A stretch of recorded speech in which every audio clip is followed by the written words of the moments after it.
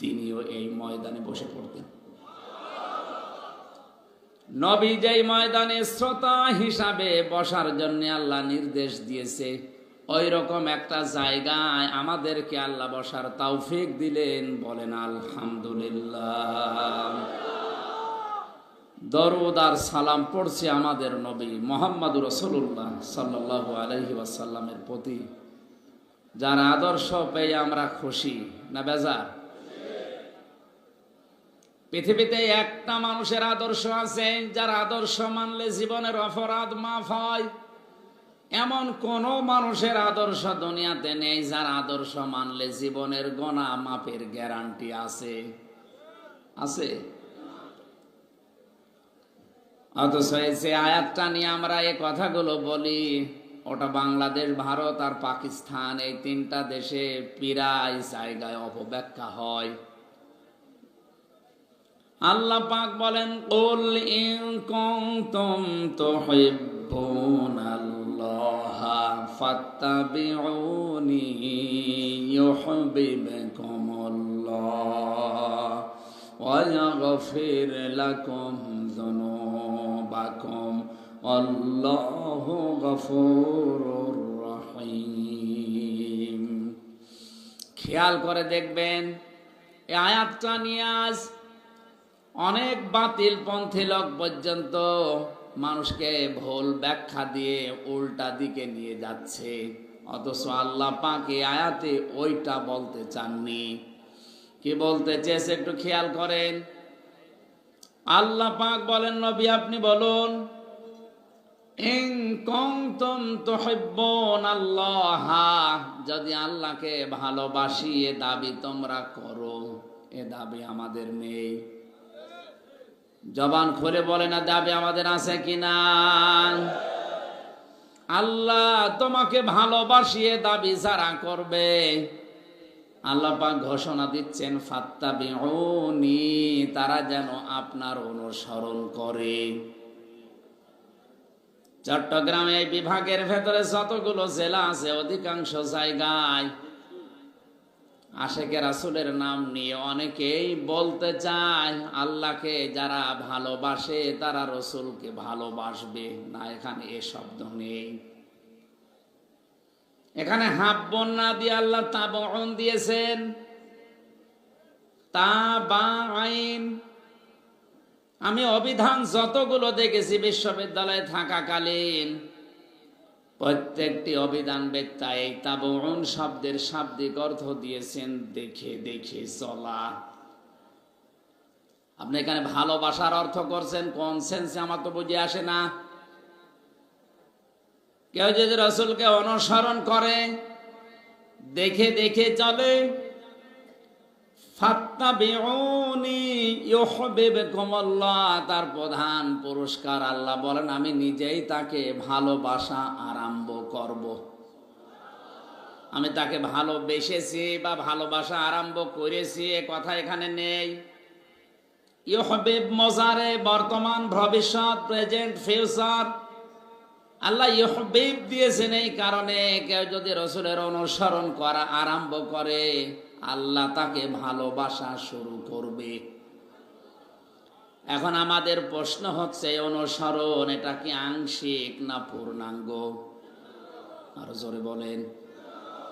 বিবেকের কাছে প্রশ্ন করেন তো, এই দেশে আমরা যারা আশিক রাসূল দাবি করছি, আমাদের অনুসরণ কি পূর্ণাঙ্গ না আংশিক? হয়তো কেউ নামাজ পড়ে, দাড়ি রেখে, রোজা রেখে, পাগড়ি বায়াম মাথায় দিয়ে, জব্বা গায়ে দিয়ে, অথবা সর্বোচ্চ দস্তরখানা বিছিয়ে খাবার খেয়ে, খাবারের পরে মিষ্টি খেয়ে শেষ। বাকি রাসূলের 63 বছরের বিশাল জীবনে আর কোনো জায়গা নেই। বলেন না কেন? নবীজি তার স্ত্রীদের সাথে কি ব্যবহার করতেন? সামাজিক জীবনে, পারিবারিক জীবনে, রাজনৈতিক জীবনে তিনি যে 10টা বছর রাষ্ট্র চালিয়েছেন, প্রধানমন্ত্রী ছিলেন, এই সমস্ত জায়গার কথাগুলো বললে যারা রাজনীতি মনে করে মানুষকে ধোঁকা দিয়ে বোকা বানাতে চান, আল্লাহর কসম আপনার অনুসরণ হচ্ছে আংশিক, পূর্ণাঙ্গ না। আংশিক অনুসরণ করলে আপনাকে আল্লাহ ভালোবাসা শুরু করবে। বলেন বলেন। আব্দুল্লাহ ইবনে উবাইয়ের জীবনী পড়েছি। এই লোকটা বিশ্ব নবীকে অনুসরণ করেছিল, কিন্তু আংশিক। ওর নামাজ রোজা বিশ্ব নবীর সাথেও তারাবি পড়তো, ইফতারি করত, নামাজ পড়তো তার পেছনে। ওর দাড়ি ছিল, জব্বা ছিল, তসবি ছিল, সব ছিল। রাজনৈতিক জীবনে তলে তলে আদর্শ ছিল আবু জেহেল। এর অনুসরণ শুধু আংশিক হয়েছে, পূর্ণাঙ্গ না। এই জন্য আল্লাহ তাকে ভালোবাসেনি। আর আল্লাহ যদি ভালো না বাসে, তাকে আল্লাহ মাফও করবে না, জান্নাত তো দূরের কথা।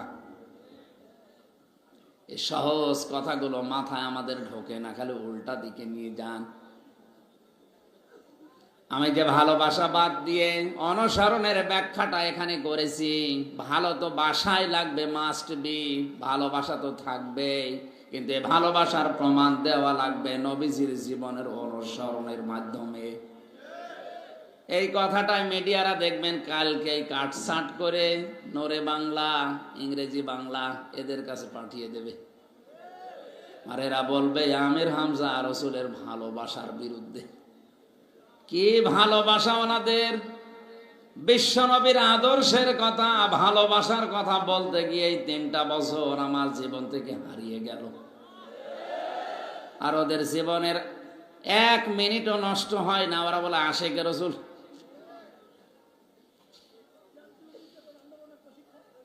লক্ষ্যে পরবাসে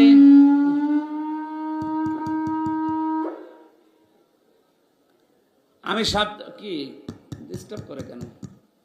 শব্দটা বোঝানোর জন্য যে বিষয়টা নিয়ে এসেছিলাম, আমি আয়াত পড়ার পরে, ব্যাখ্যা পড়ার পরে আমার যতটুকু বিশ্বাস, এই বাংলাদেশে অনেক পীর, অনেক আলেম, অনেক মুসলমান আংশিক অনুসরণ করার কারণে আল্লাহর ভালোবাসা এখনো পাওয়া আরম্ভ করেনি।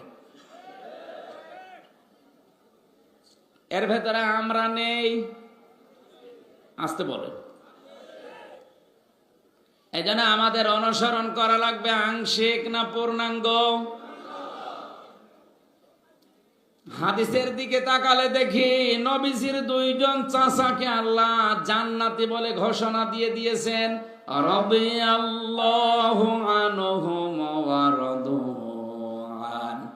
যে 2 জন চাচার ব্যাপারে এই আয়াতটা, যারা এই আয়াতের ভেতরে শামিল, তারা হচ্ছে হযরতে আব্বাস, হযরতে হামজা রাদিয়াল্লাহু তাআলা আনহু। তাদের জীবনে রাসূলের ভালোবাসাও ছিল, অনুসরণও ছিল। কথা বলেন না কেন? সিস্টেম অপর পৃষ্ঠায় দেখুন, আরো 2 জন চাচার কথা আমরা জানি, আবু তালেব আর আবু লাহাব। এই 2 জন আপন চাচা, কিন্তু এরা শুধু ভালোবাসা দিয়ে শেষ করে দিয়েছে, অনুসরণ করে নাই। আপনার কি বিবেকে এখনো নাড়া দেয় না? নবীর আপন চাচা 2 জন জান্নাতি, 2 জন জাহান্নামী, শুধু ভালোবাসা দিয়ে অনুসরণ না করে জাহান্নামী। আরে 2 জন ভালোবাসার পাশাপাশি অনুসরণ করে জান্নাতি। এজন্য আমাদেরকে যদি আল্লাহ ভালোবাসা এখন আরম্ভ করতে চাই, আমাদের জীবনে রাসূলের অনুসরণ লাগবে আংশিক না পূর্ণাঙ্গ? আরো জোরে। পূর্ণাঙ্গ অনুসরণ করতে হলে আমার মনে হয় বিশ্ব নবী যে 3 বছর জেলখানায় ছিলেন, আমাদেরও কিছুদিন থাকা দরকার। এই জায়গায় আমি নেই। ويغفر لكم ذنوبكم الله غفور رحيم। আল্লাহ পাক বলেন, কোন মানুষকে যদি আমি আল্লাহ ভালোবাসা আরম্ভ করি, ওর জীবনের যত অপরাধ আমি মাফ করে দিচ্ছি, দেব। জামবন দেননি জনব বহু বছর, ওর একটা গোনা জীবনে আর বাকি থাকবে না। এক ফের এটাও মোসারে সব মাফ করে দিচ্ছি, এমনকি সামনেও দেব। কারণের পরে 2টা গুরুত্বপূর্ণ নাম আল্লাহ দিয়েছেন, আল্লাহু গফুরুর রহিম।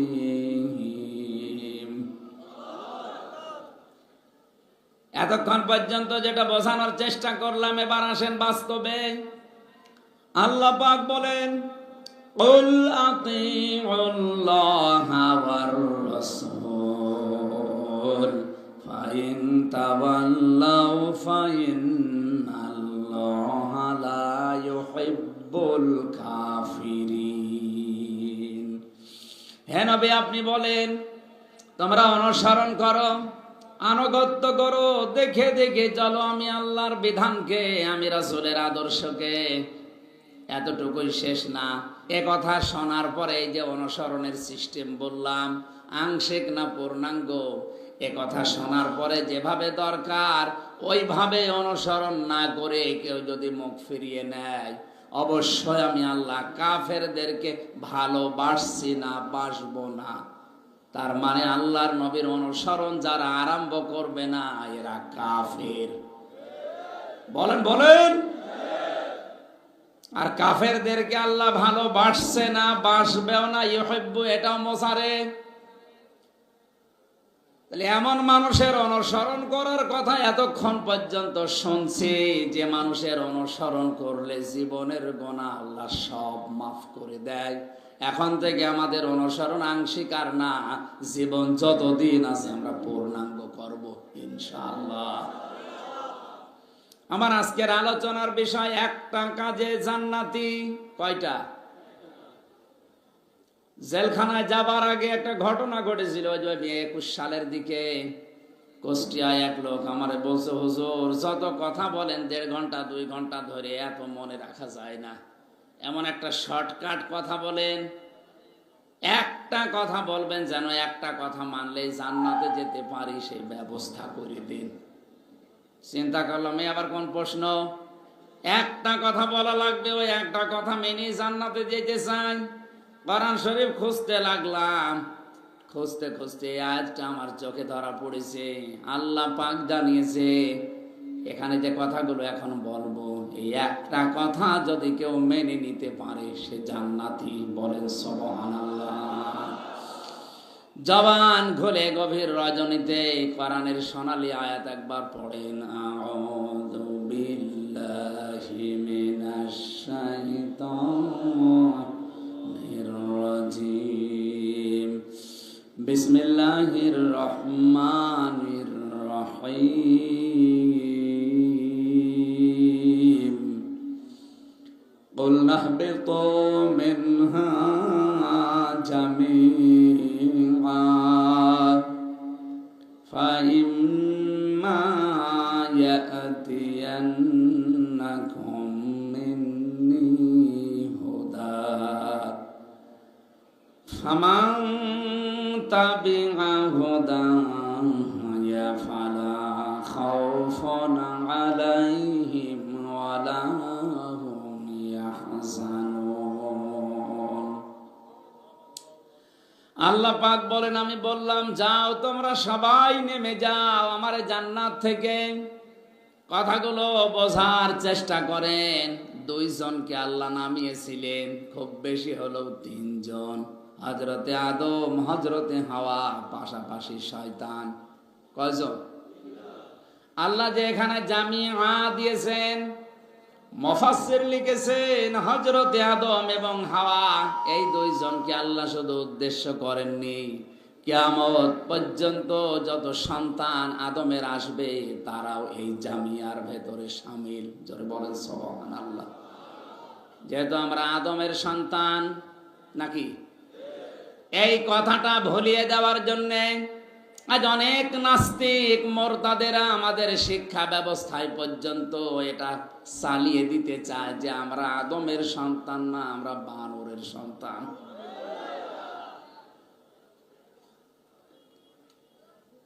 যে লোকটা নবী সুলাইমানকে নিয়ে গালি দেয়, হযরতে সুলাইমান নবী আলাইহিস সালামকে নিয়ে উল্টা পাল্টা বই লিখতে পারে, তার দেওয়া ফর্মুলা অনুযায়ী শিক্ষা ব্যবস্থায় কোনো কিছু ঢুকিয়ে দিলে দেশের 96% মানুষ মেনে নেবে না।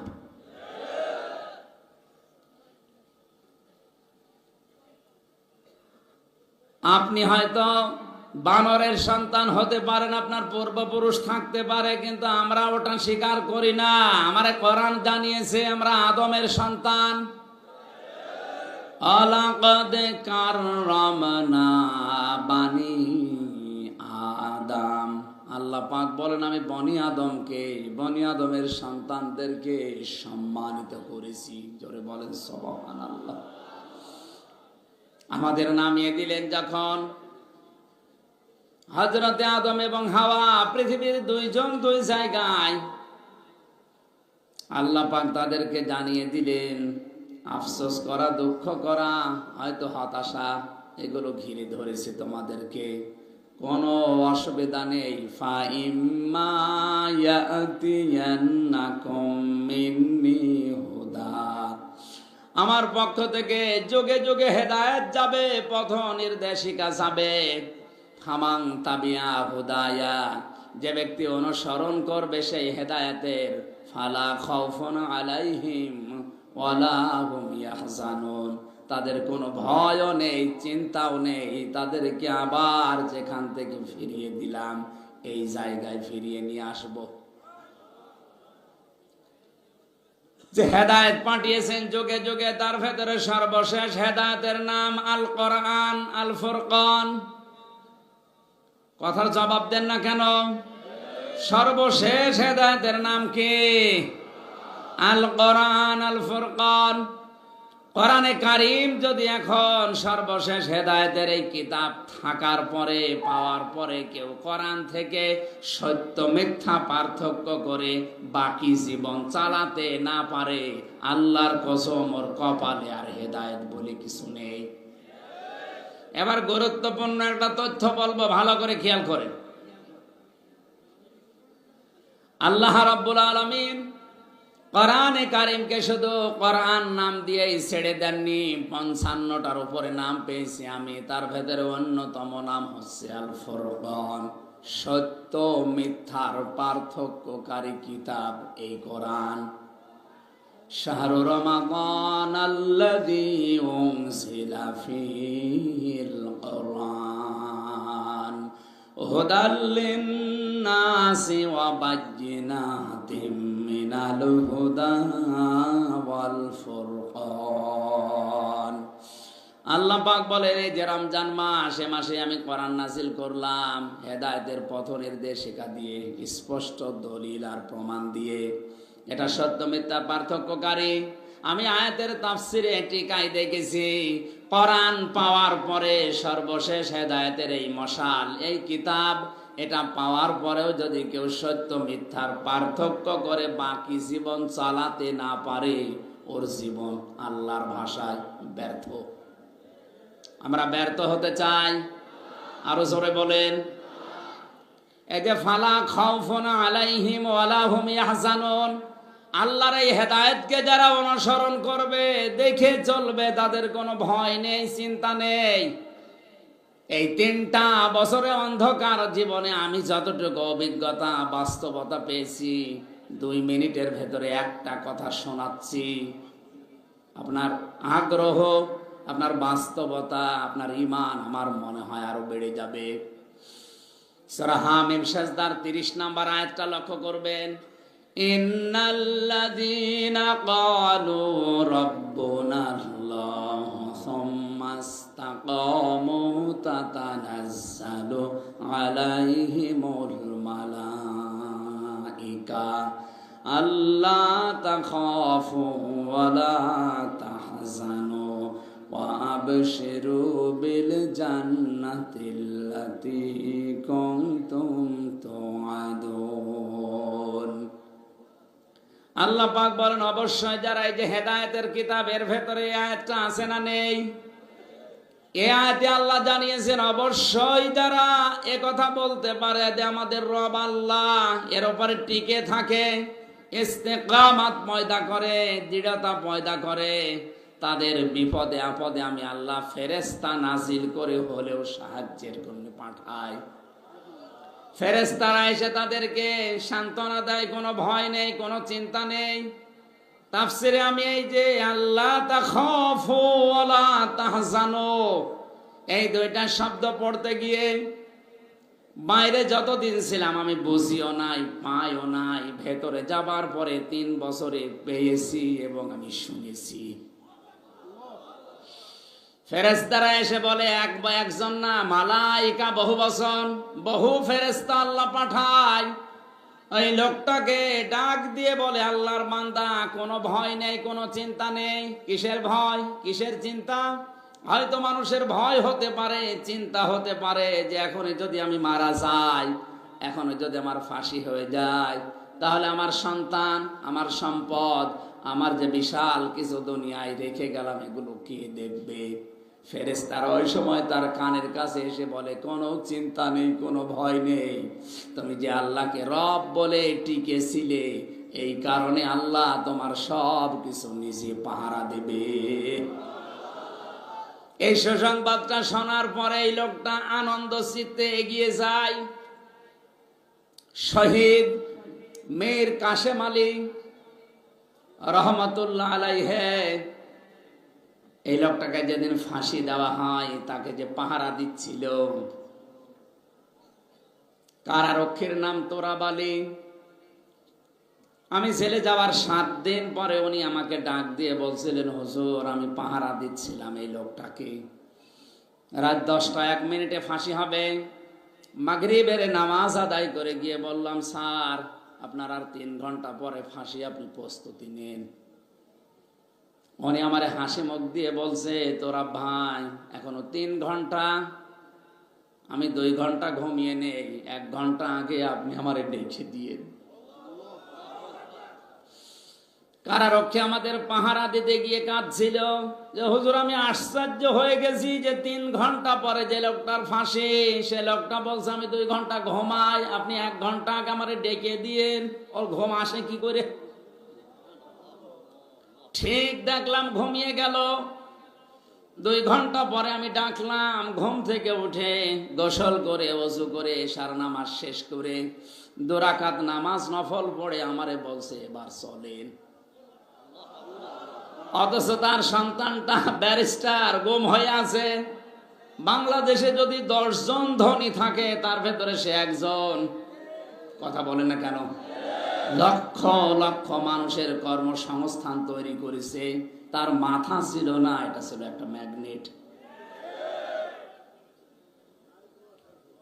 এই লোকটার জীবন মাত্র আর 1টা ঘন্টা বাকি আছে, এর ভেতরে তার ঘুম আসলো কি করে? ও তো আশ্চর্য হয়ে গেছে, ঘুম তো আসার কথা না। আমিও বুঝি নাই। এই 3 বছর শেষ হওয়ার পরে আমার এখন বুঝে এসেছে, ঘুম এমনি আসে নাই। যারা আল্লাহকে রব বলে সত্যি টিকে থাকতে পারে, আমার আল্লাহ যে ফেরেশতাদেরকে পাঠিয়ে তাকে আল্লাহ তাখাফু ওয়ালা তাহজানু, এটা শোনায়, এটা আমি বাস্তব দেখে এসেছি।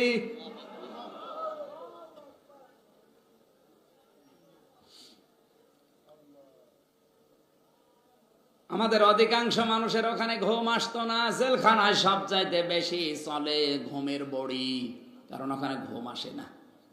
সারাদিন সারা রাত তো কোনো কাজ নেই, এক ঘরের ভেতরে 24 ঘন্টা তালা লাগানো, এদিকে 3.5 হাত, এদিকে 2.5 হাত, মনে হয় পিরাই কবর, কবরের চাইতে একটু বড়।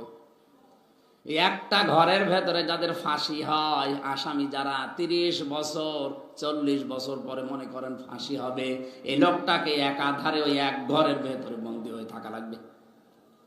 আমি 3 বছর থেকে আমার মনে হয় আমি পাগল হয়ে যাচ্ছে। কোরআনের পাখিটা একটা ঘরের ভেতরে 13টা বছর কাটিয়ে গেল।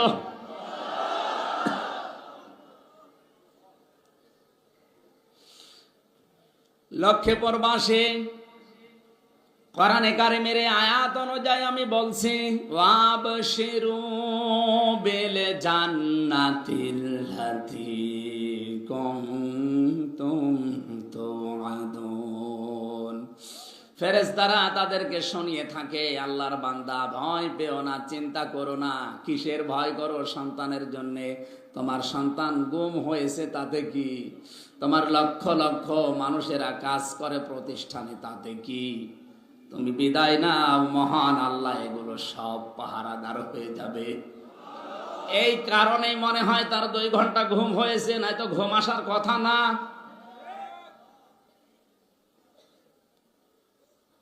আমাদের কাছে আল্লাহ যে হেদায়েত পাঠিয়েছেন, এই হেদায়েতকে যদি সত্যি আমরা অনুসরণ করতে পারি আমাদের পূর্বপুরুষদের মতো, আল্লাহর কসম আমাদের কোনো ভয় থাকবে না, চিন্তা থাকবে না। আর 24 ঘন্টা আমরা আতঙ্কে আছি। কথা বলেন না কেন? এখন যদি বলেন হুজুর কই আমি তো ঠিক খাই দাই ঘুরি, আমার তো কোনো ঝামেলা নেই।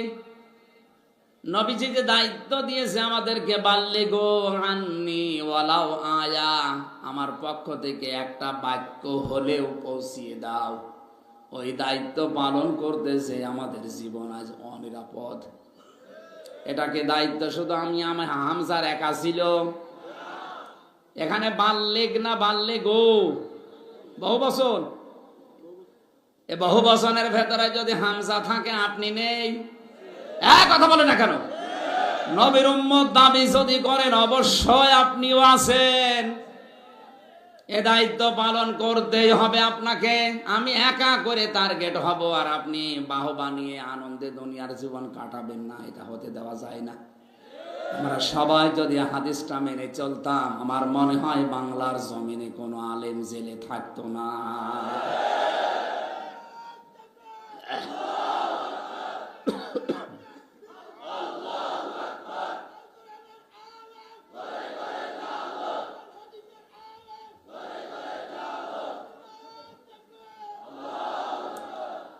আল্লাহ রাব্বুল আলামিন বলেন, পাঠিয়ে দিয়েছি হযরত আদম আলাইহিস সালামকে দুনিয়াতে।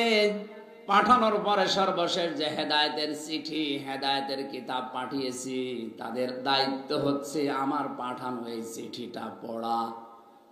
আল্লাযীনা আতাইনাহুমুল কিতাবা ইয়াতলুনাহু হাক্কা তিলাওয়াতি উলাইকা ইউমিনুনা বিহি ওয়া মান ইয়াকফুর বিহি ফাউলাইকা হুমুল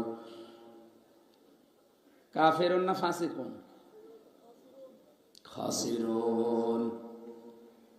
আমি আল্লাহ যাদেরকে এই কিতাবটা দিয়েছি তারা এর হক আদায় করে তেলাওয়াত করেন। আমি তাফসিরের ভেতরে হক আদায় করে তেলাওয়াত করার 4টা অর্থ পেয়েছি। 1 নম্বরে শুদ্ধ করে পড়া, 2 নম্বরে এটা বোঝা, 3 নম্বরে যে জ্ঞান পাবেন ওটার উপরে বাস্তব জীবনে কাজ করা, 4 নম্বরে ওই জ্ঞানটা মানুষের কাছে ছড়িয়ে দেওয়া। তেলাওয়াতের অর্থ কয়টা বললাম? এটা হক আদায় করে তেলাওয়াত। এই তেলাওয়াত আমাদের আছে? বলেন। সর্বোচ্চ জায়গা থেকে শুরু করে আমি পর্যন্ত তাকান, আমাদের হয়তো শুদ্ধ করে তেলাওয়াত হয় এবং পড়া বোঝা পর্যন্ত শেষ। বাস্তবে যে যতটুকু পড়লাম অতটুকুর উপর আমার প্র্যাকটিক্যাল লাইফটা সাজাবো, এই লাইনে আমরা অনেকেই নেই। আর 4 নাম্বারটা, এটা মানুষের কাছে ছড়িয়ে দেওয়া, মানুষকে মানানোর মতো ব্যবস্থা করা, এটাই তো আমরা নেই। তাহলে হক আদায় করে তেলাওয়াত হচ্ছে। বলেন বলেন। আমরা সাথে শুনে রেখেছি একটা অক্ষর পড়লে 10টা নেকি। হ্যাঁ, অবশ্যই হবে। আপনাকে তো হক আদায় করে তেলাওয়াত করার নির্দেশ দিলেন আল্লাহ, উলাইকা ইউমিনুনা বি। আর এই মানুষগুলো আমার কোরআনকে বিশ্বাস করে। তাহলে হক আদায় করে যাদের তেলাওয়াত হচ্ছে না, ওরা কোরআন বিশ্বাস করে না। আমাই ইয়াকফুর বিহি, যে ব্যক্তি হক আদায় করে পড়ে না, সে যেন কোরআন অস্বীকার করে, ফাউলাইকা হুমুল খাসিরুন, তাদের জীবন হবে ক্ষতিগ্রস্ত। জোরে বলেন নাউজুবিল্লাহ। এই আয়াতটা কোরআনে ভয়ঙ্কর আয়াত একটা। বিশেষ করে যারা কোরআন পড়ে, বোঝে, আমল করে, কিন্তু মানুষকে মানানোর ব্যবস্থা করার লাইনে নেই। আমিও তো কোরআন পড়লে আমার অসুবিধা হতো না, কোরআন বুঝলে আমার অসুবিধা নেই। কোরআন যতটুকু পড়ি, যতটুকু বুঝি, ওর উপরে যদি আমি টোটাফাটা কাজ করতাম আমার ঝামেলা নেই। যে আমি বলি না এটা আমি মানুষকে মানাবো, তখনই আমার সমস্যা হয়ে দাঁড়ায়। আল্লামা শফি সারা জীবন কোরআন পড়েছে, পড়িয়েছে, বুঝেছে, বুঝিয়েছে, নিজে আমলও করেছে টুকটাক, অসুবিধা ছিল না। যেই কোরআনের পক্ষে অবস্থান নিয়ে নবীজিকে গালি দেওয়া, এটা কোরআনের পক্ষে না বিপক্ষে? সূরা তাওবার 61 নম্বর আয়াতে আছে, ওয়াল্লাযীনা ইউযুনা রাসূলাল্লাহি লাহুম আযাবুন আলীম। নিশ্চয় আল্লাযীনা, যারা ইউযুনা, এটা মোজারে, বর্তমান, ভবিষ্যৎ, প্রেজেন্ট, ফিউচার, নবীজিকে কষ্ট যারা দিচ্ছে, দেবে, তাদের জন্য যন্ত্রণাদায়ক শাস্তি রেডি করছে কে? এই বাস্তবতা উপলব্ধি করে যখন কত বছর বয়সে মারা গেল উনি? 100-র উপরে না?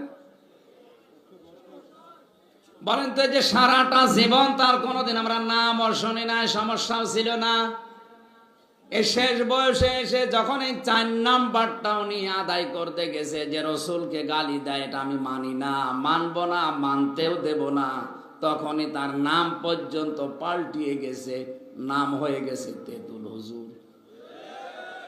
ওনারে এখন সারা দুনিয়ায় আল্লামা আহমেদ শফির চাইতে তেতুল হুজুর বললে বেশি চেনে।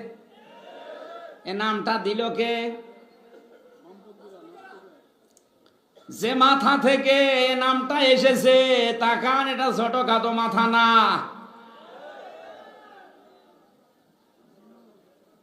আমার নামও পাল্টিয়ে দিয়েছে। জেলখানায় যাবার পরে দেখি অনেকে আমারে ডাকি পিসকে হুজুর।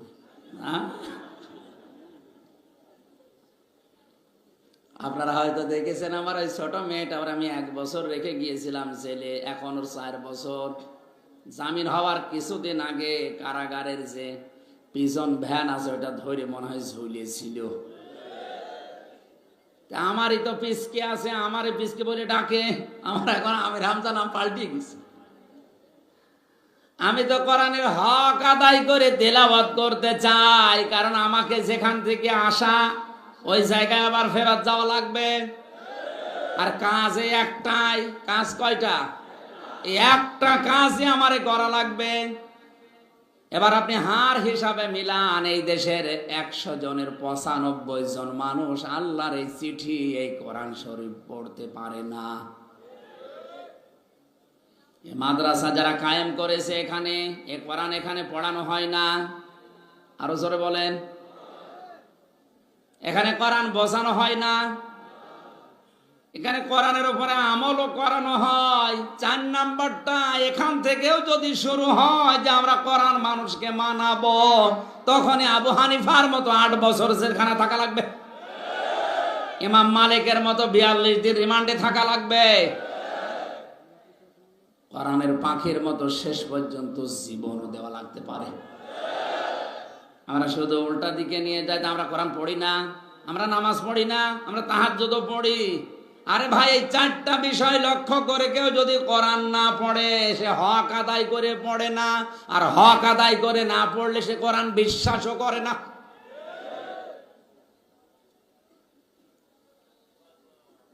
যে মানুষগুলো দুনিয়াতে কোরআনে কারীম বিশ্বাস করার মাধ্যমে বিদায় নিয়েছে, এই হক আদায় করার মাধ্যমে, এদের পুরস্কার আমার আল্লাহ নিজের হাতে দান করবেন বলে নবীকে ঘোষণা দিয়েছেন। আমান আমিলা বিহি উজিরা, কোরআন দিয়ে যারা আমল করে, এদের পুরস্কার আল্লাহ নিজের হাতে দান করবেন। জোরে বলেন সুবহানাল্লাহ। আপনি হাদিস দেখে যদি আমল করেন, ফাজাইলে আমল দেখে যদি আমল করেন, ফজিলতের যে কিতাবগুলো আছে যদি পড়েন, আপনার কিয়ামতের ময়দানে আপনাকে আল্লাহ কিছু দেবে না তা না, হয়তো পুরস্কার দেবে ফেরেশতাদের দিয়ে, নবীদের দিয়ে, রাসূলদের দিয়ে। যে কোরআনের আমল যদি কেউ করে, মহান আল্লাহ নিজের হাতে তাকে পুরস্কার দান করবে।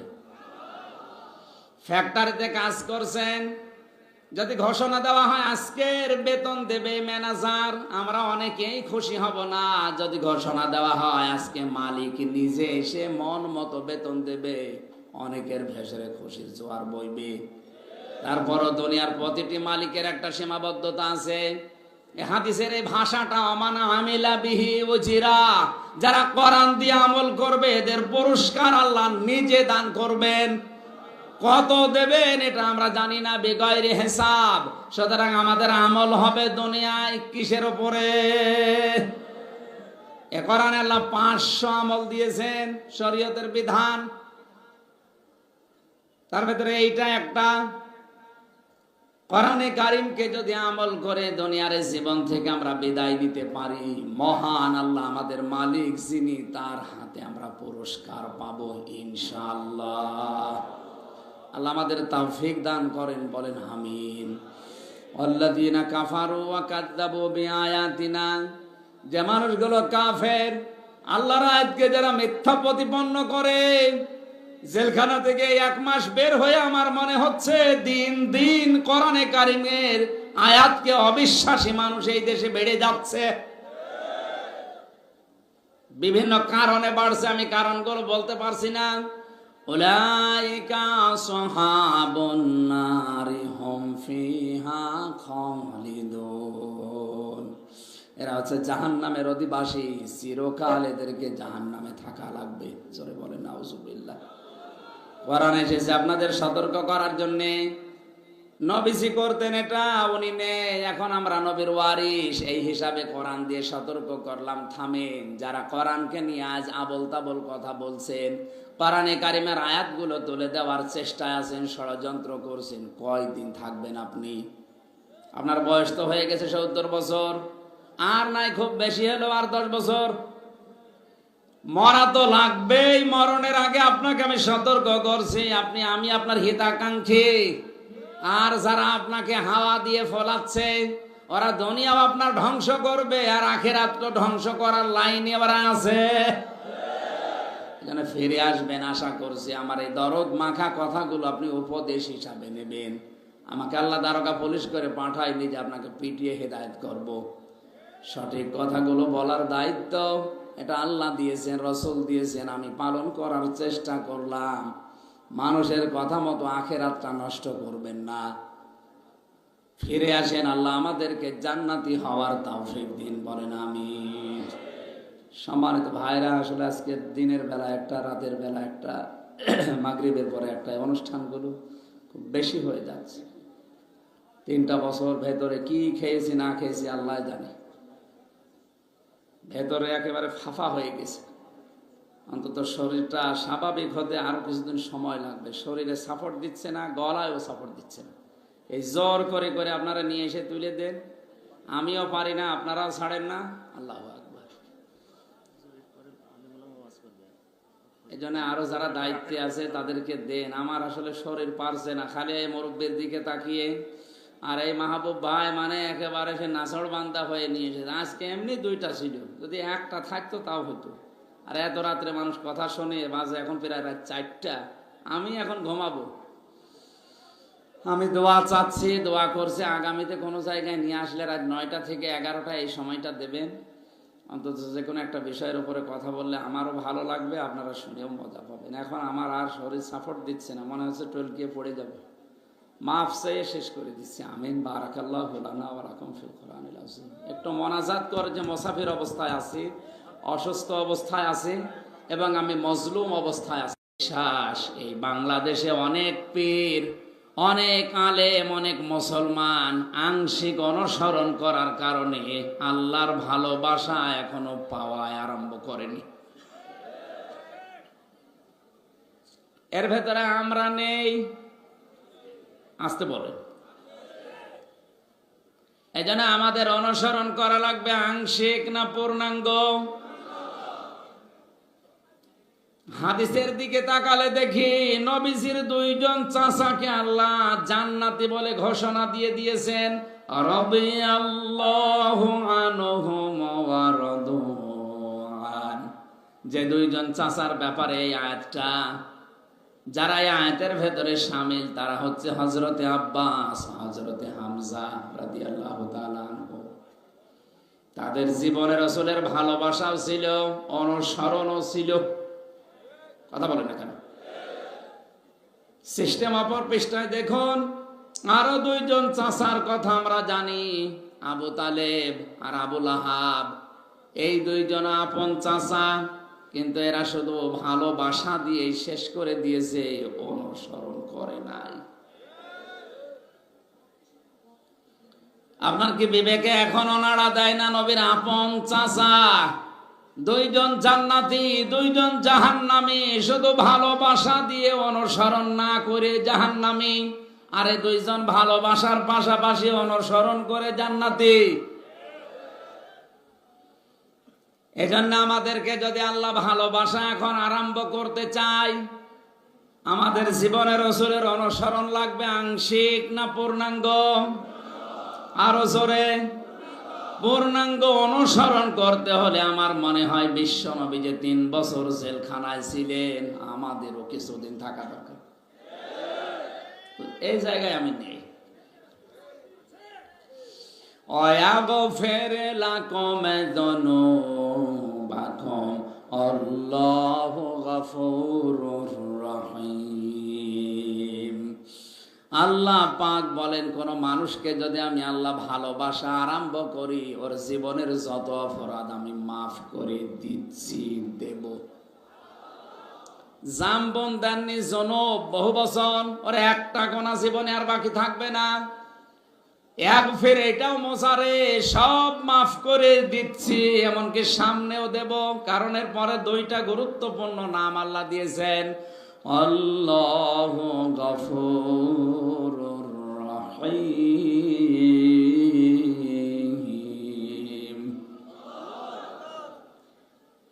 এতক্ষণ পর্যন্ত যেটা বোঝানোর চেষ্টা করলাম, এবার আসেন বাস্তবে।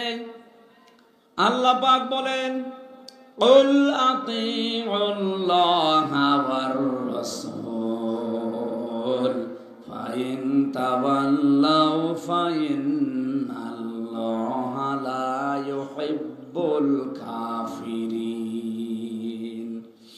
হে নবী, আপনি বলেন তোমরা অনুসরণ করো, আনুগত্য করো, দেখে দেখে চলো আমি আল্লাহর বিধানকে, আমি রাসূলের আদর্শকে। এতটুকুই শেষ না, এ কথা শোনার পরে এই যে অনুসরণের সিস্টেম বললাম, আংশিক না পূর্ণাঙ্গ, এ কথা শোনার পরে যেভাবে দরকার ওইভাবে অনুসরণ না করে কেউ যদি মুখ ফিরিয়ে নেয়, অবশ্যই আমি আল্লাহ কাফেরদেরকে ভালোবাসছি না, বাসবো না। তার মানে আল্লাহর নবীর অনুসরণ যারা আরম্ভ করবে না, এরা কাফের। বলেন বলেন। আর কাফেরদেরকে আল্লাহ ভালোবাসছে না, বাসবেও না, ইউহিব্বু, এটাও মোসারে। তাহলে এমন মানুষের অনুসরণ করার কথা এতক্ষণ পর্যন্ত শুনছি, যে মানুষের অনুসরণ করলে জীবনের গুনাহ আল্লাহ সব মাফ করে দেয়। এখন থেকে আমাদের অনুসরণ আংশিক আর না, জীবন যতদিন আছে আমরা পূর্ণাঙ্গ করব ইনশাআল্লাহ। আমার আজকের আলোচনার বিষয়, একটা কাজে জান্নাতি। কয়টা? জেলখানায় যাবার আগে একটা ঘটনা ঘটেছিল। 21 সালের দিকে কুষ্টিয়ায় এক লোক আমারে বলছে, হুজুর যত কথা বলেন 1.5 ঘন্টা 2 ঘন্টা ধরে, এত মনে রাখা যায় না। এমন একটা শর্টকাট কথা বলেন, একটা কথা বলবেন যেন একটা কথা মানলেই জান্নাতে যেতে পারি, সেই ব্যবস্থা করে দিন। চিন্তা করলাম, আবার কোন প্রশ্ন? একটা কথা বলা লাগবে, ওই একটা কথা মেনে জান্নাতে যেতে চাই। কোরআন শরীফ খুঁজতে লাগলাম, খুঁজতে খুঁজতে আজটা আমার চোখে ধরা পড়েছে। আল্লাহ পাক জানিয়েছে এখানে যে কথাগুলো এখন বলবো, এই একটা কথা যদি কেউ মেনে নিতে পারে সে জান্নাতি। বলেন সুবহানাল্লাহ। জবান খুলে গভীর রজনীতে কোরআনের সোনালী আয়াত একবার পড়েন, আউযু বিল্লাহি মিনাশ শাইতানির রাজিম, বিসমিল্লাহির রহমানির রহিম, কুল নাহবিতু মিনহা জামিআ ফাইম্মা ইয়াতিয়ান্নাকুম মিন্নী হুদা ফামান তাবিআ হুদায়া ফালা খাউফুন আলাইহিম ওয়ালা হুম ইয়াহজানুন। আল্লাহ পাক বলেন, আমি বললাম যাও তোমরা সবাই নেমে যাও আমার জান্নাত থেকে। কথাগুলো বোঝার চেষ্টা করেন। দুইজনকে আল্লাহ নামিয়েছিলেন, খুব বেশি হলো তিনজন। হযরতে আদম, হযরতে হাওয়া, পাশাপাশি শয়তান। কয়জন? আল্লাহ যে এখানে জামিআ দিয়েছেন, মুফাসসির লিখেছেন হযরতে আদম এবং হাওয়া এই দুইজনকে আল্লাহ শুধু উদ্দেশ্য করেননি, কিয়ামত পর্যন্ত যত সন্তান আদমের আসবে তারাও এই জামিয়ার ভেতরে শামিল। জোরে বলেন সুবহানাল্লাহ। যেহেতু আমরা আদমের সন্তান নাকি, এই কথাটা ভুলিয়ে দেওয়ার জন্য আজ অনেক নাস্তিক মুরতাদেরা আমাদের শিক্ষা ব্যবস্থায় পর্যন্ত এটা চালিয়ে দিতে চায় যে আমরা আদমের সন্তান না, আমরা বানরের সন্তান।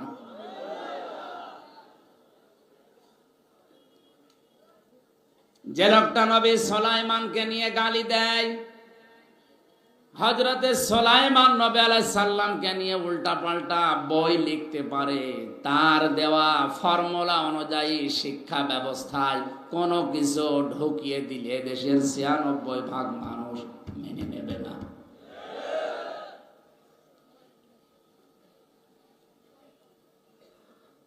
আপনি হয়তো বানরের সন্তান হতে পারেন, আপনার পূর্বপুরুষ থাকতে পারে, কিন্তু আমরা ওটা স্বীকার করি না। আমারে কোরআন জানিয়েছে আমরা আদমের সন্তান। আলাকাদ কাররামনা বানি আদম, আল্লাহ পাক বলেন আমি বনি আদমের সন্তানদেরকে সম্মানিত করেছি। জোরে বলেন সুবহানাল্লাহ। আমাদের নামিয়ে দিলেন যখন হযরতে আদম এবং হাওয়া, পৃথিবীর দুইজন দুই জায়গায়, আল্লাহ পাক তাদেরকে জানিয়ে দিলেন। আফসোস করা, দুঃখ করা, হয়তো হতাশা এগুলো ঘিরে ধরেছে তোমাদেরকে, কোনো অসুবিধা নেই। ফাইম্মা ইয়াতিয়ান্নাকুম মিন্নি হুদা, আমার পক্ষ থেকে যুগে যুগে হেদায়েত যাবে, পথ নির্দেশিকা যাবে। ফামান তাবিয়া হুদায়া, যে ব্যক্তি অনুসরণ করবে সেই হেদায়েতের, ফালা খাউফুন আলাইহিম ওয়ালা হুম ইয়াহজানুন, তাদের কোনো ভয়ও নেই, চিন্তাও নেই। তাদেরকে আবার যেখান থেকে ফিরিয়ে দিলাম এই জায়গায় ফিরিয়ে নিয়ে আসব। যে হেদায়েত পাঠিয়েছেন যুগে যুগে, তার ভেতরে সর্বশেষ হেদায়েতের নাম আল কোরআন, আল ফুরকান। কথার জবাব দেন না কেন? সর্বশেষ হেদায়েতের নাম কি? আল কোরআন, আল ফুরকান। কোরআনে কারীম যদি এখন সর্বশেষ হেদায়েতের এই কিতাব থাকার পরে, পাওয়ার পরে কেউ কোরআন থেকে সত্য মিথ্যা পার্থক্য করে বাকি জীবন চালাতে না পারে, আল্লাহর কসম ওর কপালে আর হেদায়েত বলে কিছু নেই। এবার গুরুত্বপূর্ণ একটা তথ্য বলবো, ভালো করে খেয়াল করেন। আল্লাহ রাব্বুল আলামিন কোরআনে কারীমকে শুধু কোরআন নাম দিয়েই ছেড়ে দেননি, ৫৫টার উপরে নাম পেয়েছি আমি। তার ভেতরে অন্যতম নাম হচ্ছে আল ফুরকান, সত্য মিথ্যার পার্থক্যকারী কিতাব এই কোরআন। শাহরু রমাদান আল্লাযী উনজিলা ফীহিল কুরআন হুদাল লিন-নাসি ওয়া বায়্যিনাতিম মিনাল হুদা ওয়াল ফুরকান। আল্লাহ পাক বলেন এই যে রমজান মাস, এ মাসে আমি কোরআন নাযিল করলাম হেদায়েতের পথ নির্দেশিকা দিয়ে, স্পষ্ট দলিল আর প্রমাণ দিয়ে। এটা সত্য মিথ্যা পার্থক্যকারী। আমি আয়াতের তাফসিরে টিকায় দেখেছি, কোরআন পাওয়ার পরে সর্বশেষ হেদায়েতের এই মশাল, এই কিতাব, এটা পাওয়ার পরেও যদি কেউ সত্য মিথ্যার পার্থক্য করে বাকি জীবন চালাতে না পারে, ওর জীবন আল্লাহর ভাষায় ব্যর্থ। আমরা ব্যর্থ হতে চাই? আরো জোরে বলেন। এই যে ফালা খাউফুন আলাইহিম ওয়ালা হুম ইয়াহজানুন, আল্লাহর এই হেদায়েতকে যারা অনুসরণ করবে, দেখে চলবে, তাদের কোনো ভয় নেই, চিন্তা নেই। এই ৩টা বছরে অন্ধকার জীবনে আমি যতটুকু অভিজ্ঞতা, বাস্তবতা পেয়েছি, ২ মিনিটের ভেতরে একটা কথা শোনাচ্ছি। আপনার আগ্রহ, আপনার বাস্তবতা, আপনার ঈমান আমার মনে হয় আরো বেড়ে যাবে। সূরা হামিম সাজদার 30 নম্বর আয়াতটা লক্ষ্য করবেন। ইন্নাল্লাযীনা ক্বালু রাব্বুনাল্লাহু সুম্মা ইসতাকামু তাতানাজ্জালু আলাইহিমুল মালাইকা আল্লা তাখাফু ওয়া লা তাহজানু ওয়া আবশিরু বিল জান্নাতিল্লাতী কুনতুম তুআদুন। আল্লাহ পাক বলেন, অবশ্যই যারা এই যে হেদায়েতের কিতাবের ভেতরে এই আয়াতটা আছে না নেই, এই আয়াতে আল্লাহ জানিয়েছেন অবশ্যই যারা এ কথা বলতে পারে যে আমাদের রব আল্লাহ, এর উপরে টিকে থাকে, ইস্তেকামাত পয়দা করে, দৃঢ়তা পয়দা করে, তাদের বিপদে আপদে আমি আল্লাহ ফেরেশতা নাজিল করে হলেও সাহায্যের জন্য পাঠাই। ফেরেশতারা এসে তাদেরকে সান্ত্বনা দেয়, কোনো ভয় নেই, কোনো চিন্তা নেই। তাফসিরে আমি এই যে আল্লাহ তাখাফু ওয়া লা তাহজানু, এই দুইটা শব্দ পড়তে গিয়ে বাইরে যতদিন ছিলাম আমি বুঝিও নাই, পাইও নাই, ভেতরে যাবার পরে 3 বছরে পেয়েছি এবং আমি শুনেছি। ফেরেশতারা এসে বলে একজন না, মালাইকা বহু বচন, বহু ফেরেশতা আল্লাহ পাঠায়। ওই লোকটাকে ডাক দিয়ে বলে, আল্লাহর বান্দা, কোনো ভয় নেই, কোনো চিন্তা নেই। কিসের ভয়, কিসের চিন্তা? হয়তো মানুষের ভয় হতে পারে, চিন্তা হতে পারে যে এখনই যদি আমি মারা যাই, এখনই যদি আমার ফাঁসি হয়ে যায়, তাহলে আমার সন্তান, আমার সম্পদ, আমার যে বিশাল কিছু দুনিয়ায় রেখে গেলাম, এগুলো কে দেখবে? ফেরেশতারা ওই সময় তার কানের কাছে এসে বলে, কোনো চিন্তা নেই, কোনো ভয় নেই। তুমি যে আল্লাহকে রব বলে টিকেছিলে, এই কারণে আল্লাহ তোমার সব কিছু নিজে পাহারা দেবে। এই সুসংবাদটা শোনার পরে এই লোকটা আনন্দ চিত্তে এগিয়ে যায়। শহীদ মীর কাসেম আলী রহমতুল্লাহ আলাইহি, এই লোকটাকে যেদিন ফাঁসি দেওয়া হয়, তাকে যে পাহারা দিচ্ছিল, কারারক্ষীর নাম তোরাব আলী। আমি জেলে যাওয়ার 7 দিন পরে উনি আমাকে ডাক দিয়ে বলছিলেন, হুজুর আমি পাহারা দিচ্ছিলাম এই লোকটাকে, রাত 10টা 1 মিনিটে ফাঁসি হবে। মাগরিবের নামাজ আদায় করে গিয়ে বললাম, স্যার আপনার আর 3 ঘন্টা পরে ফাঁসি, আপনি প্রস্তুতি নেন।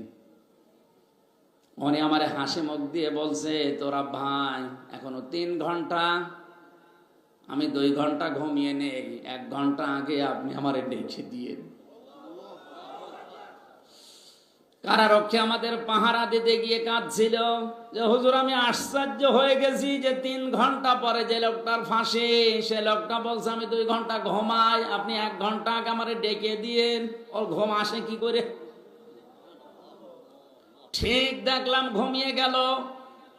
2 ঘন্টা পরে আমি ডাকলাম, ঘুম থেকে উঠে গোসল করে ওযু করে এশার নামাজ শেষ করে 2 রাকাত নামাজ নফল পড়ে আমারে বলছে, এবার চলেন। অথচ তার সন্তানটা ব্যারিস্টার, গুম হয়ে আছে। বাংলাদেশে যদি 10 জন ধনী থাকে, তার ভেতরে সে একজন। কথা বলে না কেন? লক্ষ লক্ষ মানুষের কর্মসংস্থান তৈরি করেছে। তার মাথা ছিল না, এটা ছিল একটা ম্যাগনেট। এই লোকটার জীবন মাত্র আর 1টা ঘন্টা বাকি আছে, এর ভেতরে তার ঘুম আসলো কি করে? ও তো আশ্চর্য হয়ে গেছে, ঘুম তো আসার কথা না। আমিও বুঝি নাই। এই 3 বছর শেষ হওয়ার পরে আমার এখন বুঝে এসেছে, ঘুম এমনি আসে নাই। যারা আল্লাহকে রব বলে সত্যি টিকে থাকতে পারে, আমার আল্লাহ যে ফেরেশতাদেরকে পাঠিয়ে তাকে আল্লাহ তাখাফু ওয়া লা তাহজানু, এটা শোনায়, এটা আমি বাস্তব দেখে এসেছি।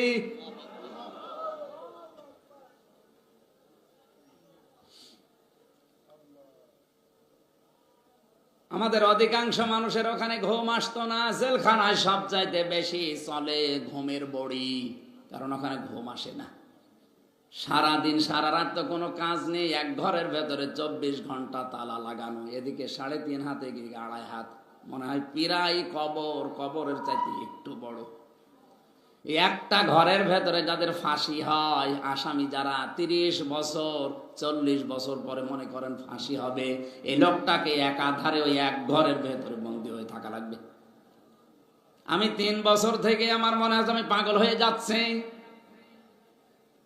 কোরআনের পাখিটা একটা ঘরের ভেতরে 13টা বছর কাটিয়ে গেল।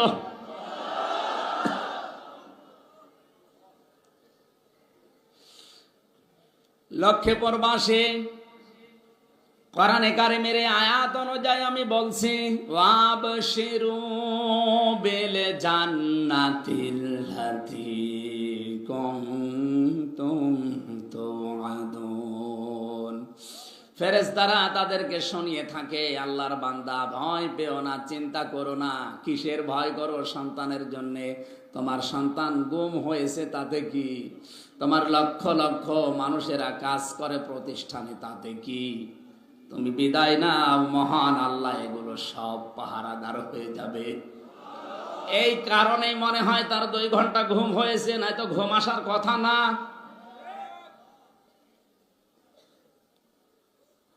আমাদের কাছে আল্লাহ যে হেদায়েত পাঠিয়েছেন, এই হেদায়েতকে যদি সত্যি আমরা অনুসরণ করতে পারি আমাদের পূর্বপুরুষদের মতো, আল্লাহর কসম আমাদের কোনো ভয় থাকবে না, চিন্তা থাকবে না।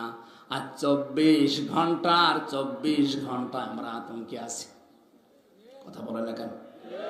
এখন যদি বলেন হুজুর কই আমি তো ঠিক খাই দাই ঘুরি, আমার তো কোনো ঝামেলা নেই। নবীজি যে দায়িত্ব দিয়েছে আমাদেরকে, বাল্লিগু আন্নি ওয়ালাউ আয়া, আমার পক্ষ থেকে একটা বাক্য হলেও পৌঁছিয়ে দাও, ওই দায়িত্ব পালন করতেছে আমাদের জীবন আজ অনিরাপদ। এটাকে দায়িত্ব শুধু আমি হামজার একা ছিল?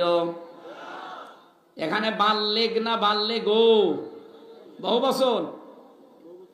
এ বহু বচনের ভেতরে যদি হামজা থাকে, আপনি নেই। কথা বলে না কেন? নবীর উম্মত দাবি যদি করেন, অবশ্যই আপনিও আছেন। এ দায়িত্ব পালন করতেই হবে আপনাকে। আমি একা করে টার্গেট হব আর আপনি বাহবা নিয়ে আনন্দে দুনিয়ার জীবন কাটাবেন না, এটা হতে দেওয়া যায় না। আমরা সবাই যদি হাদিসটা মেনে চলতাম, আমার মনে হয় বাংলার জমিনে কোনো আলেম জেলে থাকতো না।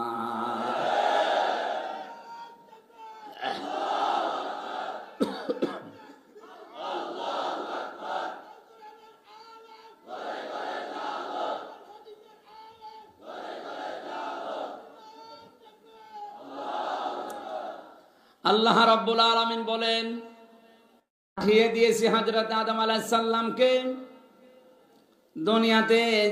পাঠানোর পরে সর্বশেষ যে হেদায়েতের চিঠি, হেদায়েতের কিতাব পাঠিয়েছি, তাদের দায়িত্ব হচ্ছে আমার পাঠানো এই চিঠিটা পড়া।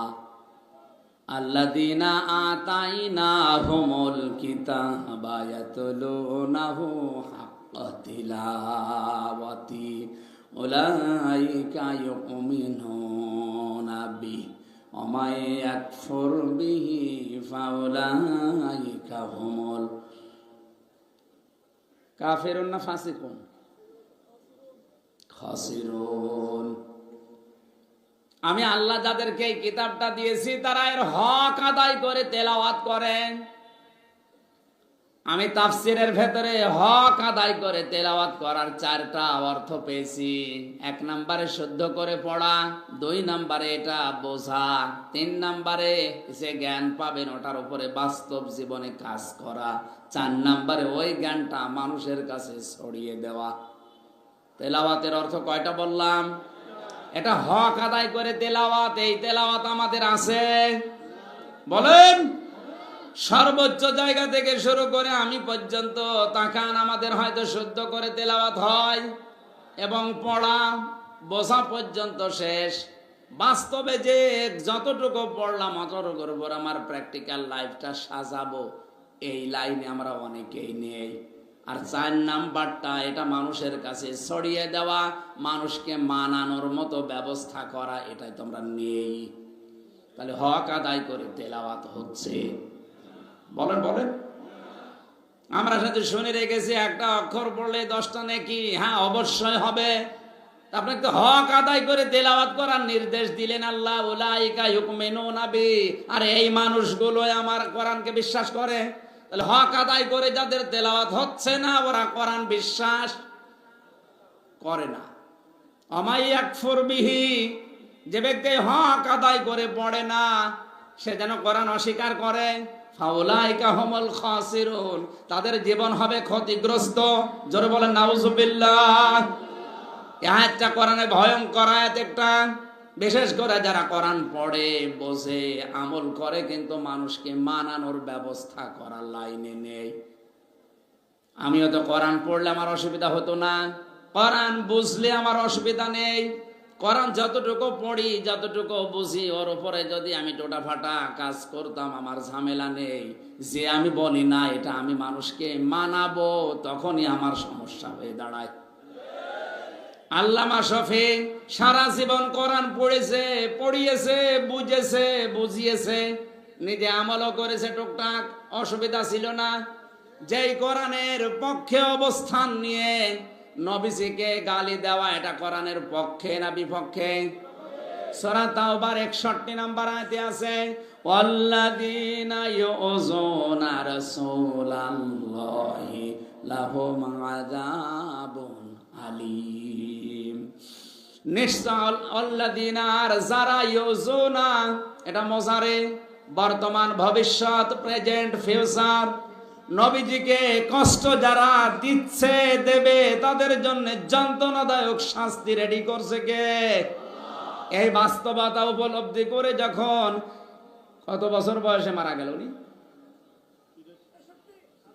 100-র উপরে না? বলেন তো, যে সারাটা জীবন তার কোনোদিন আমরা নামও শুনি না, সমস্যাও ছিল না। এই শেষ বয়সে এসে যখন এই 4 নাম্বারটা উনি আদায় করতে গেছে, যে রসুলকে গালি দেয়, এটা আমি মানি না, মানবো না, মানতেও দেব না, তখনই তার নাম পর্যন্ত পাল্টিয়ে গেছে। নাম হয়ে গেছে তেতুল হুজুর। ওনারে এখন সারা দুনিয়ায় আল্লামা আহমেদ শফির চাইতে তেতুল হুজুর বললে বেশি চেনে। এ নামটা দিল কে?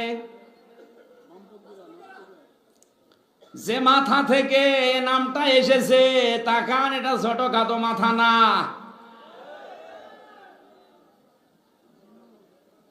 আমার নামও পাল্টিয়ে দিয়েছে। জেলখানায় যাবার পরে দেখি অনেকে আমারে ডাকি পিসকে হুজুর।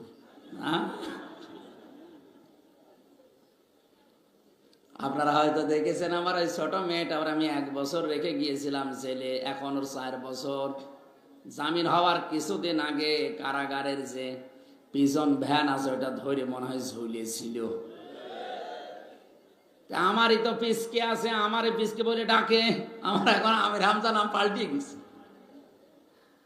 আমি তো কোরআনের হক আদায় করে তেলাওয়াত করতে চাই, কারণ আমাকে যেখান থেকে আসা, ওই জায়গায় আবার ফেরত যাওয়া লাগবে। আর কাজে একটাই কাজ। কয়টা? একটা কাজই আমারে করা লাগবে। এবার আপনি হার হিসাবে মিলান, এই দেশের 100 জনের 95 জন মানুষ আল্লাহর এই চিঠি, এই কোরআন শরীফ পড়তে পারে না। মাদ্রাসা যারা কায়েম করেছে, এখানে এ কোরআন এখানে পড়ানো হয় না। আরো জোরে বলেন।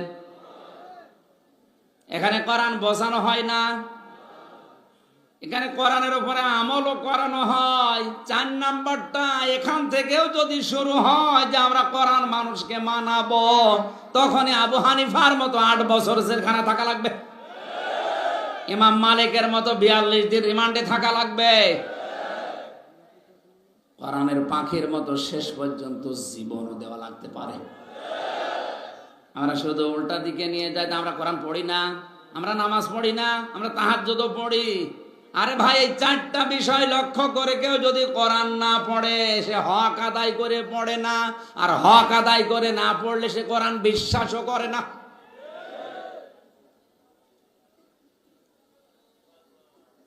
যে মানুষগুলো দুনিয়াতে কোরআনে কারিম বিশ্বাস করার মাধ্যমে বিদায় নিয়েছে, এই হক আদায় করার মাধ্যমে, এদের পুরস্কার আমার আল্লাহ নিজের হাতে দান করবেন বলে নবীকে ঘোষণা দিয়েছেন।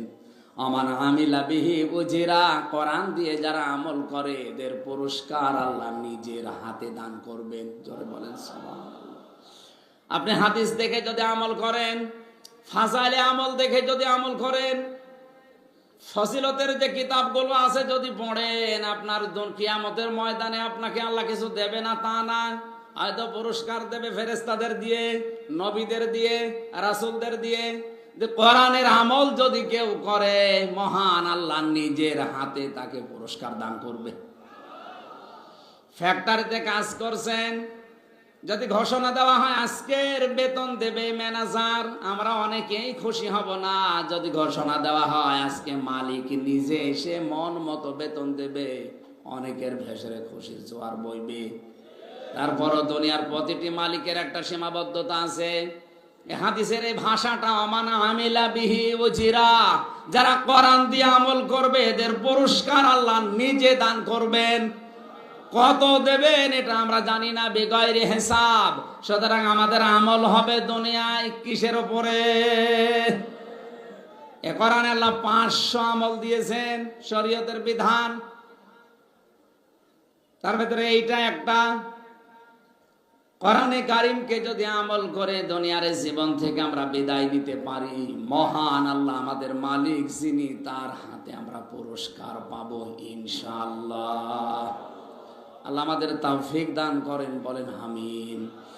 আল্লাযীনা কাফারু ওয়া কাযযাবু বিআয়াতিনা, যে মানুষগুলো কাফের, আল্লাহর আয়াতকে যারা মিথ্যা প্রতিপন্ন করে, জেলখানা থেকে 1 মাস বের হয়ে আমার মনে হচ্ছে দিন দিন কোরআনে কারিমের আয়াতকে অবিশ্বাসী মানুষ এই দেশে বেড়ে যাচ্ছে। বিভিন্ন কারণে বাড়ছে, আমি কারণগুলো বলতে পারছি না। উলাইকা আসহাবুন নারি হুম ফিহা খালিদুন, এরা হচ্ছে জাহান্নামের অধিবাসী, চিরকাল এদেরকে জাহান্নামে থাকা লাগবে। জোরে বলেন নাউজুবিল্লাহ। কোরআন এসেছে আপনাদের সতর্ক করার জন্য। নবীজি করতেন এটা, উনি নেই, এখন আমরা নবীর ওয়ারিস, এই হিসাবে কোরআন দিয়ে সতর্ক করলাম, থামেন। যারা কোরআনকে নিয়ে আজ আবল তাবল কথা বলছেন, কোরআনে কারিমের আয়াতগুলো তুলে দেওয়ার চেষ্টায় আছেন, ষড়যন্ত্র করছেন, কয়দিন থাকবেন আপনি? আপনার বয়স তো হয়ে গেছে 70 বছর, আর নাই খুব বেশি হলো আর 10 বছর। মরা তো লাগবেই, মরণের আগে আপনাকে আমি সতর্ক করছি। আমি আপনার হিতাকাঙ্ক্ষী। আর যারা আপনাকে হাওয়া দিয়ে ফলাচ্ছে, ওরা দুনিয়াও আপনার ধ্বংস করবে, আর আখিরাত তো ধ্বংস করার লাইনে ওরা আছে। এজন্য ফিরে আসবেন আশা করছি। আমার এই দরদ মাখা কথাগুলো আপনি উপদেশ হিসাবে নেবেন। আমাকে আল্লাহ দারোগা পুলিশ করে পাঠায়নি যে আপনাকে পিটিয়ে হেদায়েত করব। সঠিক কথাগুলো বলার দায়িত্ব এটা আল্লাহ দিয়েছেন, রসুল দিয়েছেন, আমি পালন করার চেষ্টা করলাম। মানুষের কথা মতো আখিরাতটা নষ্ট করবেন না। ফিরে আসেন, আল্লাহ আমাদেরকে জান্নাতি হওয়ার তৌফিক দিন, বলেন আমিন। সম্মানিত ভাইরা, আসলে আজকে দিনের বেলা একটা, রাতের বেলা একটা, মাগরিবের পরে একটা, অনুষ্ঠানগুলো খুব বেশি হয়ে যাচ্ছে। 3টা বছর ভেতরে কি খেয়েছি না খেয়েছি আল্লাহ জানে। ভেতরে একেবারে ফাফা হয়ে গেছে। অন্তত শরীরটা স্বাভাবিক হতে আরো কিছুদিন সময় লাগবে। শরীরে সাপোর্ট দিচ্ছে না, গলায়ও সাপোর্ট দিচ্ছে না। এই জোর করে করে আপনারা নিয়ে এসে তুলে দেন, আমিও পারি না, আপনারাও ছাড়েন না। আল্লাহু আকবার। এই জন্য আরো যারা দায়িত্বে আছে তাদেরকে দেন। আমার আসলে শরীর পারছে না, খালি এই মুরব্বির দিকে তাকিয়ে। আর এই মাহবুব ভাই মানে একেবারে সে নাছড় বান্দা হয়ে নিয়ে এসেছে। আজকে এমনি 2টা ছিল, যদি একটা থাকতো তাও হতো। আর এত রাত্রে মানুষ কথা শোনে, বাজে এখন প্রায় রাত 4টা। আমি এখন ঘুমাবো। আমি দোয়া চাচ্ছি, দোয়া করছে, আগামীতে কোনো জায়গায় নিয়ে আসলে রাত 9টা থেকে 11টা এই সময়টা দেবেন। অন্তত যে কোনো একটা বিষয়ের উপরে কথা বললে আমারও ভালো লাগবে, আপনারা শুনেও মজা পাবেন। এখন আমার আর শরীর সাপোর্ট দিচ্ছে না, মনে হচ্ছে টলকিয়ে পড়ে যাবে।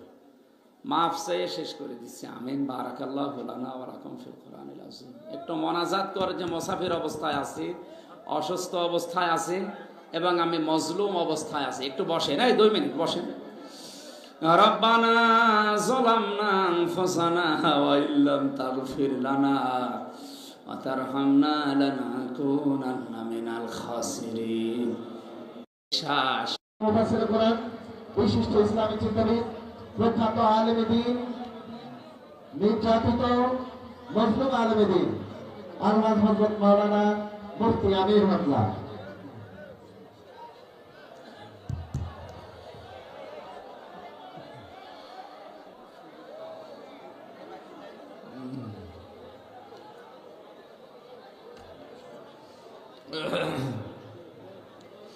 السلام عليكم ورحمة الله وبركاته.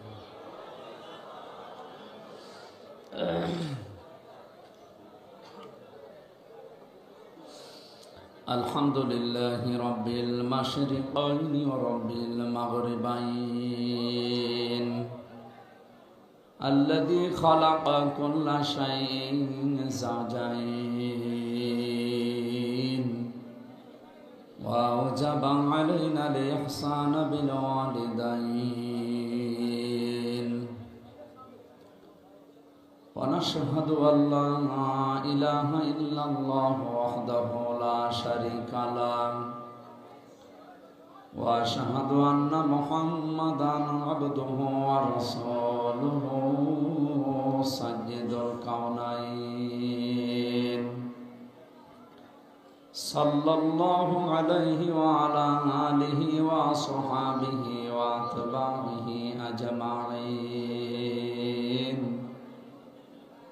ليلا ونهارا في الطرفين فقد قال الله تعالى في كلامه المجيد وبرهانه التوحيد জবান খুলে পড়েন আউযু বিল্লাহি মিনাশ শাইতানির রাজিম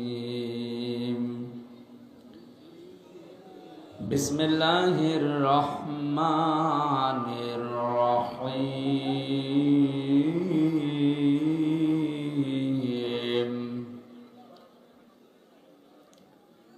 قلنا اهبطوا منها جميعا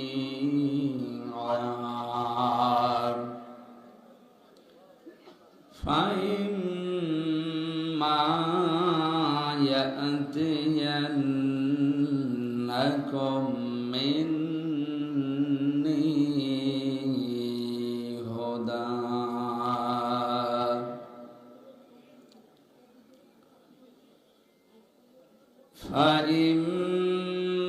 فإما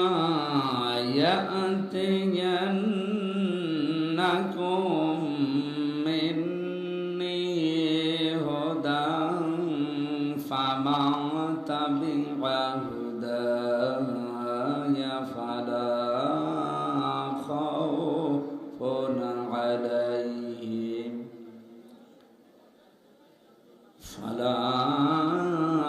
خوف عليهم ولا هم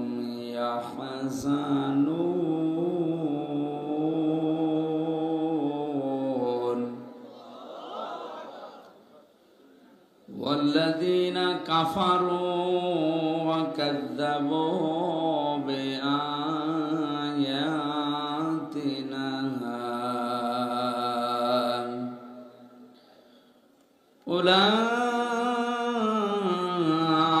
أولئك أصحاب النار هم فيها خالدون صدقت يا ربنا. عن أبي هريرة رضي الله تعالى عنه قال قال النبي صلى الله عليه وسلم اتق دعوة المظلوم فإنها ليس بينه وبين الله حجاب. রাহু মুসলিম। وقال تعالى في شان حبيبي إن الله وملائكته يصلون على النبي يا أيها الذين آمنوا صلوا عليه وسلموا تسليما اللهم صل على